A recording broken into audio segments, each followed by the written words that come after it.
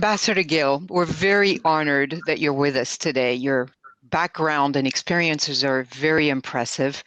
You've been an international diplomat for many years, and you more recently co-led and directed the UN Secretary General's high-level panel on digital cooperation with personalities like Melinda Gates and Jack Ma. You've lived across the world, and you've been an international ambassador and expert on defense as well as emerging technologies. You also sit on a number of councils with the WEF, namely, and you're currently also a commissioner with the Financial Times and Lancet Commission working on digital health. In the past year, you took on the leadership of a global organization called the International Digital Health and AI Research Collaborative, also known as IDAIR. Now, sharing health data globally has been crucially important to manage the COVID epidemic across the world the best that we could. And in fact, all that is digital has accelerated tremendously in the past year. And this has also given a boost, in fact, to artificial intelligence. And then there's been, in the past couple of years, some very positive energy going into shaping and maturing better international coordination on digital health. And so IDAIR is one of several bodies that have been created in the past year or so. And so I think the first thing we'd like for you to talk about is, in fact, IDAIR. What is its central objective? What is its aim? If you can sort of talk freely about the building up of it in the past year, the floor is yours. Thank you very much. And thank you for the warm introduction and the kind words. IDAIR is a new initiative, but it builds on several discussions that have taken place over the past few years on how to use emerging technologies, data and AI-related technologies in particular, for accelerating progress on the Sustainable Development Goals, and also to reinforce inclusiveness in the management of technologies. These discussions have also covered issues around the misuse of these technologies for violating human rights or for undermining some of the values that we cherish as humanity. So IDAIR springs from this very rich context.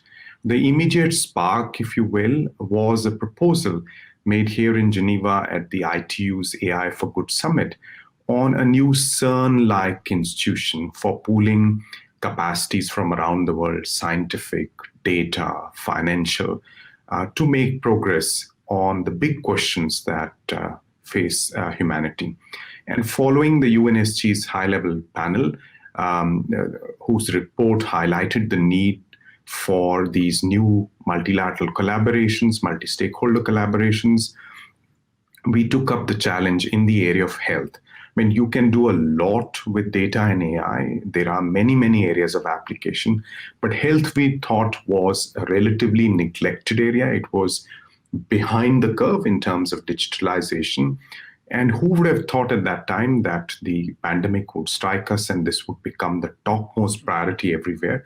But I thought, we at that time we were picking a very good area, but it would turn out to be so important, and no one thought about it at that time. So this is a bit of the context to IDAIR, and I would still say that the best way to think about it is to envision it as a distributed CERN for leveling the playing field for participants, entrepreneurs, researchers from the global south in addressing the big public health, personal health problems. Wonderful. And I believe you've created, when you mentioned this distributed system, you've created some hubs already, right? What locations have these hubs been created in so far? Yes, so we have to walk the talk on being distributed and being closer to the opportunities, the networks, and the needs in the global south. Therefore, we've created hub arrangements in New Delhi, in Singapore, in Nairobi, in Tunis, in Santiago, and one closer to the Secretariat in Geneva. And these would grow from the current 6 to eventually 25 to 36 in 9 different regions of the world. And each one of these hubs would become something like a center of excellence for pooling research capacities in a particular region, for stimulating these projects in the area of digital health and AI for health in a cross-border collaborative way. So none of our projects is a single country project. To give you an example, if you look at antimicrobial resistance and the use of AI to help clinicians prescribe the right antibiotics, we are working with partners in India, in Africa, in Europe, and in Singapore to develop those kind of technologies. The data stays local. It is not pooled into, it's not aggregated into one geography, but we work to fix a common problem definition and develop a shared research design so that data sets in different parts of the world can contribute to solving a pressing problem. That's just wonderful, Amandeep. And it also gives us a sense, you've opened up so many hubs already just, in the space of a year. So it just gives us a good glimpse of how quickly this is developing. It's very impressive. Let me ask you now, I mean, the literal explosion of digital during the crisis, which has in fact impacted every field, but very impressively the health field, right? I mean, telemedicine has shot up in some countries with 2,000%. How has it impacted and affected health data and AI specifically? What have been your observations in the past year? If you can talk to us a little bit about that. I think the most impressive development has been an explosion of interest in the value of data, value of trusted data, value of data that leads to certain policy recommendations, certain outcomes. So all political leaders who've been talking about the pandemic have used data to reinforce their arguments. Dashboards and models have become commonplace. All television channels are using them, etc. So in a sense, just as in the beginning of the 21st century, you had this moment with APIs coming and opening up data to private sector collaborators. You have a moment where the public value of data has become much more apparent. So this is, for me, the most interesting outcome of the past year and a half. Another outcome is the use of digital to reinforce collaboration. So digital not as an end in itself, but as a way to stitch together global collaboration. The best example is the platform called GISAID, which has allowed these thousands of genomics sequence samples to be uploaded digitally to an international platform and contribute to a number of causes, from vaccine development to phylogenetic maps of how the mutations are spreading. So a few years ago, this would not have been imaginable. And this is practically a kind of spontaneous growth. And imagine what could happen if we were to bring more method and more purpose into some of this work. Yeah. And in areas like telemedicine or others actually in digital health, legislation or restrictions or barriers, to sort of the development relaxed quite a bit. Or say reimbursement mechanisms were put in place where they didn't exist or were boosted. Did you see also in this exchange of data and some of the restrictions that existed, did you see some changes happening there? And do you see these changes as lasting? Certainly. I think telemedicine has had its breakthrough moment as well. Some of the regulatory issues that were slowly being worked out the solutions got accelerated. For example, India came out with new guidelines on telemedicine. A number of groups were formed for follow-up, etc. Likewise, in other geographies, China, Africa. So this is here to stay. And in fact, we have, in a sense, prepared the ground for the next shift. It's one of the challenges that we are working on in I-DAIR through a concept we call open hospital, and through our work on patient-centered digital infrastructures. So imagine that the current generation of telemedicine technologies are enhanced with technologies that also allow patients to come together as support groups, that also allow doctors and other providers of healthcare and information to optimize their time and to spend more time where the need is, where access issues are there in villages, in far-flung communities where physical access is a problem, or even in the developed world, communities of seniors and elders where there are socio-emotional barriers to access. So I think a chapter has opened, but it would require much thoughtful work on privacy protection, on data protection, on making sure that there is a quality barrier that the WhatsApp doctor, as it's often called, does not take over the scientifically based practice of healthcare. So there are a lot of challenges to be overcome as well. Absolutely.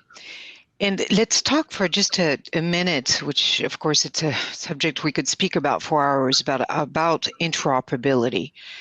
Having been myself in the field of digital health for about 10 years, thankfully over the years or the last few years, interoperability, is something that that the ecosystem, I would say, started working on, right? Because we still have and face many issues, even on a national front.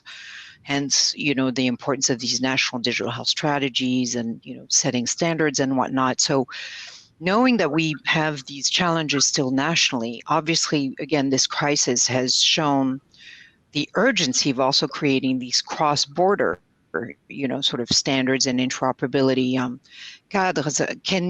So what will I-DAIR's role be in that? Are other organizations working on this notion of cross-border and international, cooperation in the area of health data and AI, which, obviously AI is dependent again on the quality of the data. But tell us a little bit more about I-DAIR's role and where you see all of this. Like, are we anywhere? Has any, progress been made already on the international front specifically, of course, right?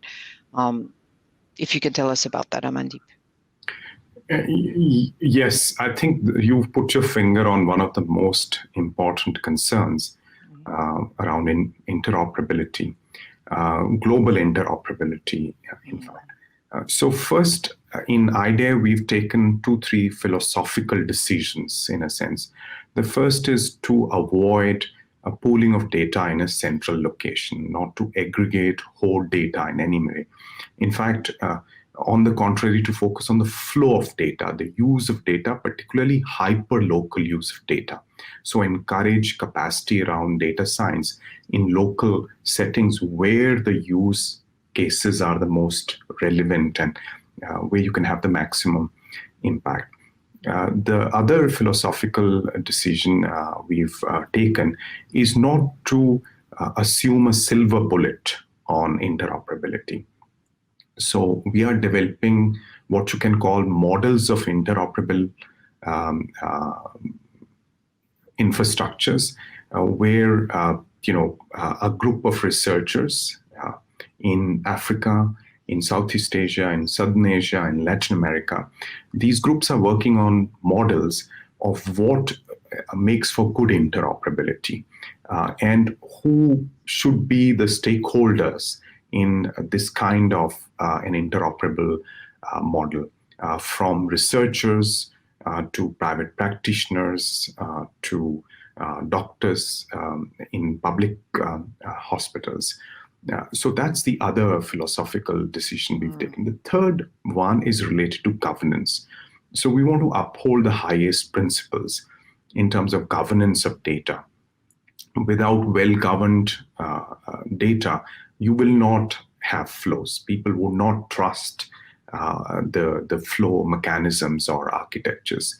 So there we are taking the guidance that's been worked on in the past few years into a practical mechanism, a three-part mechanism that allows us to govern the use of data in the health setting, but allow this governance to be discovered in a local context and be iterated upon to keep moving up the ladder in terms of the robustness of the governance. So those are the decisions we've taken, and we've started some work on the interoperable models with partners in Latin America, Asia, and Africa. So good to know. so important, so strategic.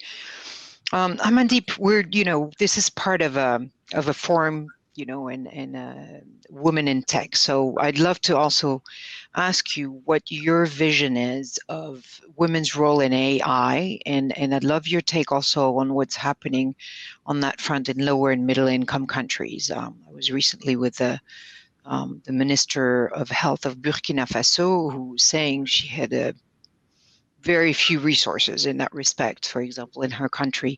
So it would be wonderful to have your vision on this in the context of this forum. Yes, so this is again a most pressing issue. And I think broadly speaking, it's about diverse voices, diversity, and balance in how we develop these technologies and how we deploy them. Diversity reduces risks, brings more creative ideas and more pertinent solutions. And I think particularly with regard to the role of women in AI and in data science, it brings the most important dimension, which is the ability to think across domains, to pull together insights from different subject areas and knit them into something that's much more than merely the sum of the parts. So the world will do itself a disservice if this enormous capacity is not encouraged, not utilized. And I think in the global south, I see some very encouraging signs of women taking more to not just computer science and engineering, which has been a bit of a trend in Asia in particular, but also AI applications in a focused way. So very interesting startups, for example, on cervical cancer, on diabetic retinopathy, and on patent mapping led by women. Where I think we need to think more creatively is there is this looming health worker shortage. So can we fill this gap in a more gender-sensitive manner and with more of a tech-rich manner so that you have women who are either clinicians, biologists, doctors, or computer scientists, coders, etc., who start to develop, in a sense, the majority of the cadre that leads on digital health and AI in the future. So that's a kind of challenge for the world. I mean, there are access issues, there are capacity building issues, there are mindset issues that we still have to work through. But why not kind of assume that they are being addressed? Why don't we take a leap to a more of a leadership related role for women in digital health and AI in health in particular? Wonderful. Thank you. Amandeep, thank you again very sincerely for having taken the time to be with us today. We really wish you much success in building up IDAIR. There's no question of how important its mission is. So really all the very best for that. Thank you again. Thank you very much, Florence. Thank you for this opportunity.